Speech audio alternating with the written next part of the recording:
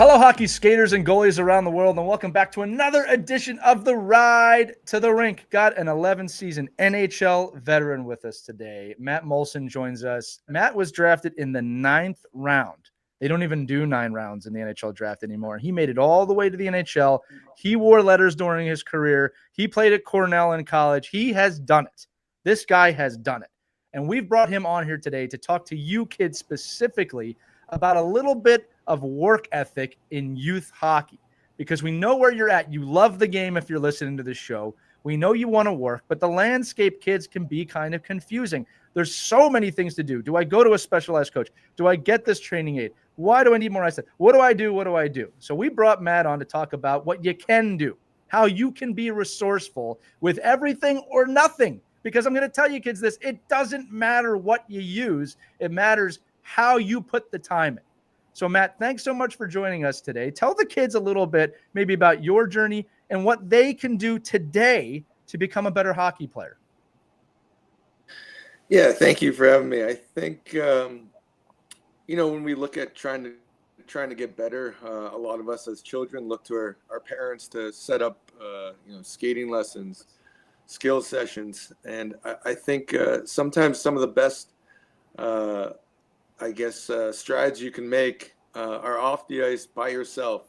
And that's because you're trying to use your creativity off the ice at home to try and get better. I think that's, we've talked about it, Lee, making your own shooting range. I remember making mine with two pallets and a painter's tarp, and I would just spray paint squares on it and shoot in the backyard at home on a piece of wood I found on the street, I think.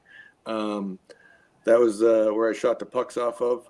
I think before was with the trainer, I would do lunges up and down the street while I was stick handling.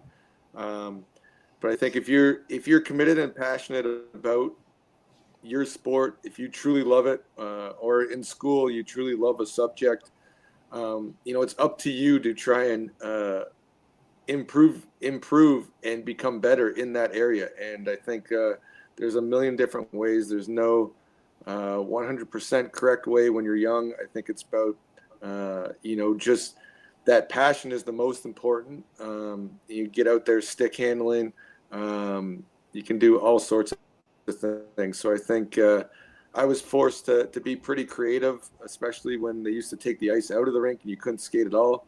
And you had to still find ways that you wanted to improve before next season.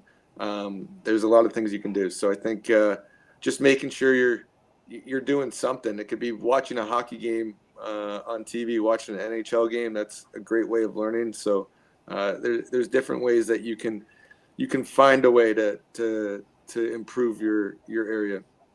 Right. And you don't have to be in an elite skating club to do that, right? You can just do it very practically, and it can be very affordable for you to do that. And Matt, one of the ways that you kind of 100. forced yourself to improve is after you got cut from a team, you actually did some research on how you can improve, right? You got cut, and instead of quitting hockey, you figured out what you needed to improve on. How'd you do that? Well, I think I needed to prove on everything, so it was easy to research. But I think my dad did help me research. If I did have to go to, I had to see a skating coach. I remember we found this lady by the name of Dawn Braid, and she was unbelievable, and I went there. So doing that, I think a lot of times, maybe they said my shot wasn't good enough. And I would sit in my backyard or my basement, and I would think about all these different types of shooting drills. I would come up with them. I have no clue if they were right or wrong, but I was using my creativity to come up with these things and improve different parts of my shot. It wasn't this great shooting coach telling me what to do. It was just me in my mind by myself, and working on all different things, all different types of shots. And it's crazy how I at times thought they were silly, the drills I came up with myself.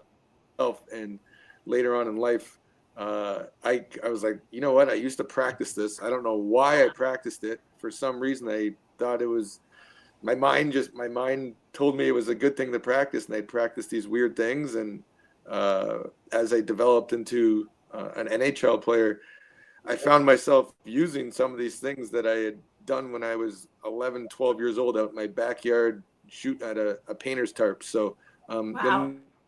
you never know. And I think that's Oh, the great behind it, being creative and figuring out different ways that you can do different things. The key word is creativity, yeah. right? And for the kids listening, you're so creative that you never ceases to amaze me how creative kids are. Matt, my setup was paper plates on the corners or in different places of the net. And sometimes I'd color them different colors, and I'd have someone tell me, "Hey, don't tell me before, but yell out a color," and I'd have to Right. hit that color. In these little tiny games that you create for yourself. My Right. favorite one Right. was, well, how do you work on shooting from the sides? I turned Right. the net. I just turned the net sideways, Right. and now I'm shooting from the side. So that's just shooting, right? There's a Right. lot of creative ways Yeah. for you to work on your game. And look, Right. kids, I'll tell you this right now. If you have some expensive training aids, great. Really, that's great. There's a lot of great stuff out there. But if you don't, for less than $5, actually for free, you Right. can do a lot of work and a lot of things. The My other daughter thing, would yeah, go my ahead, daughter Christy. would hang water balloons up in the Yeah, corners of her that's hockey fun. net Yeah. and shoot and try and get the water balloons to pop, and that really helped her shot a lot. Right. Yeah, the It was upper also probably corners. very exciting every time you did that. The other thing And you on brought a up, hot day, it was great. You'd get a little splash, cool off. It was fantastic. summer balloon hockey challenge. Just make sure there's no goalie in the net on that one.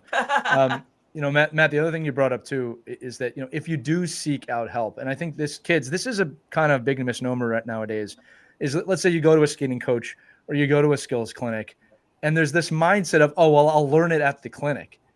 And I think that you got to expand beyond that. You'll learn stuff at the clinic to take home to work on. There's no skating coach or clinic that in one session you're going to master something. You'll learn something. You might advance heavily, but it's what you take home, right? So Matt, you said it, the skating clinics, the other things, it's, oh, I got to work on this more than just the clinic. That's a big part of that accountability of, you can't just go to one thing and say, okay, well, I'm going to the skating clinic and I'll be a better skater. It's really beyond that, right? Yeah, I think you actually triggered something in my mind. I think it's when you go to these skating coaches, skills coaches, even your coach of your team during the year. It's not their responsibility to develop you as a player. It's their responsibility to give you information that then now you have to take and you have to decide how you're going to implement it for yourself. Obviously when you hear so much information, some's right, some might not be right for you personally. But you have to take that information and decide, how does that work for my game? Or how can I improve with that info? They might have some great information. So it's your responsibility to develop yourself. You can't, whether your parents send you here or there, that's not going to necessarily make you better. It'll help you, but it's your job to take all that information and now put it into something. And you could obviously that's easier said than done, but that's the fun of it. Man, I'm not gonna lie to you, that's a golden nugget right there. And a kid's that's a mindset shift that can really impact your game. I think there's a little too much, what are you going to give me attitude in hockey today versus what can I get out of this attitude? And that's a shift you can make to become the best hockey player possible. And we say it a lot on the show. It's not about your resources. It's about how resourceful you can be. And kids, what that means is it's not about what you got. It's what you can get, what you can create, what you can be creative about to create for yourself. Really good stuff there. Kids, you don't know this, but Mike is here as well. And I want to invite him to say anything he wants to say right now before I close this out. No, I loved listening to Matt on the main show, and obviously, if you have a chance to listen to that, he gives a lot of these motivational pieces. But I think the most important piece is what he just talked about, is that the player themselves have to be the ones to find that path, and then use people like Matt. And if you think you have a great coach, then keep going to that person and asking him for more and more information. And I think great coaches, good coaches, even halfway decent coaches are going to want to give you more information. They're going to want to give you more if you're the one driving that conversation and you're the one driving the fact that you're motivated to get better. It's amazing how many athletic coaches will go out of their way to help you succeed. Yeah, I think that's a good point, Mike, because I think every coach, let's be honest here, we're not making any money coaching youth hockey. You're doing it because you love it. At every level, these coaches are coaching because they love it, and whether they're better than the other or what have you, I think you can always take information. They're always going to try to help. They're trying to do the right thing. So I think you can always get information no matter how good the coach is. There's, I've had some coaches who never played the game of hockey at a high level whatsoever tell me maybe some great things. So I think it's always trying to find, if like you said, if you really love it and you want to be the best you can at this, you're always looking to get any information anywhere. And maybe it's one coach is not going to tell you a million great things, but maybe they have one or two that might really make a difference. Well, it's great stuff, Matt. And kids, again, a lot of golden nuggets in this episode for you. It's all about you. It's all about what you want to accomplish. And if you're willing to put that time in, nobody else should have to tell you what to do, right? You should desire that, whether it's knowledge or training or anything in between that. So that's going to do it for this edition of the Ride to the Rink. We hope you enjoyed it. I'm sure your parents are looking at you in the car, just nodding away. All right. They know what they're talking about. But for Matt, Christy, and Mike, I'm Lee. We'll see you on the next Ride to the Rink. Remember, kids, wherever you're at on your hockey journey, we believe in you. You should too. All right. Have fun, skate on, and we'll see you next time. Take care.